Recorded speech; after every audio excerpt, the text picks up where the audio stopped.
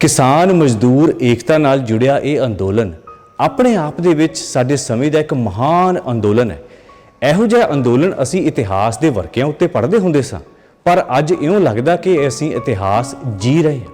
इतिहास साडे सामने घूम रहा है। ये लोक, ये कवि, ये शायर, हर आम खास बंदा किसी भी धर्म का होवे, किसी भी जात का होवे, कोई कवि, कोई गायक, देशी विदेशी, पूरी दुनिया तो लोग इस अंदोलन दे विच आ खड़े हुए ने। बहुत सारे कवियां ने बहुत सारिया कवितावां लिखियां। मेरा दिल कीता उन्हां कवितावां दे विच कोई एक कविता तुहाडे नाल साझी कीती जावे, पर किहड़ी? हर कविता अपने आप दे विच बड़ी महान है, पर फिर भी चोण करदियां करदियां एक कविता, कुछ बोल मेरे सामने आ गए। वो सन डॉक्टर सुरजीत पात्र दे।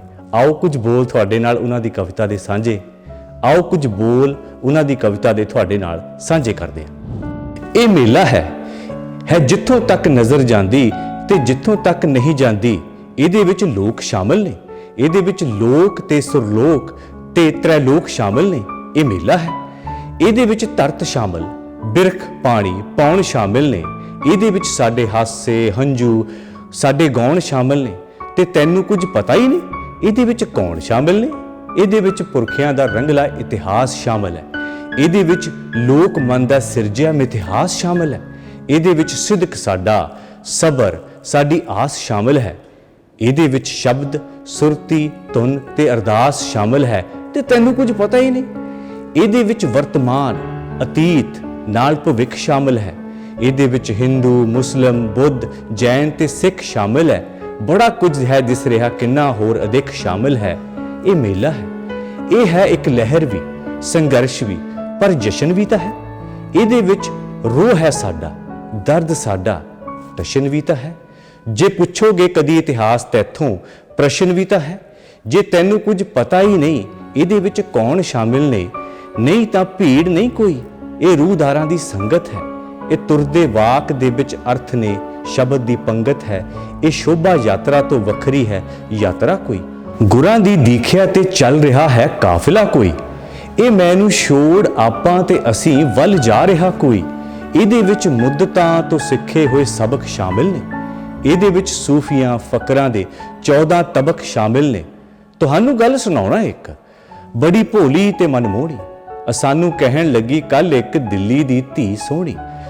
तुसी जद मुड़ गए इथों बड़ी बेरौनकी होनी। ट्रैफिक तां बहुत होवेगी पर संगत नहीं होनी। ये लंगर छक रही ते वंड रही पंगत नहीं होनी।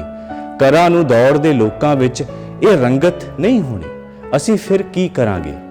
तां साडे नैण नम हो गए। ये कैसा न्यू नवेला है, ये मेला है। तुसी परतो करी राजी खुशी है दुआ हमेरी। तुसी जितो बाजी सच दी है दुआ मेरी।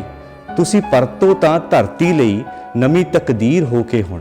नवे एहसास सचरी सोच ते तदवीर होके हुण। मुहब्बत सादगी अपनत दी तासीर होके हुण।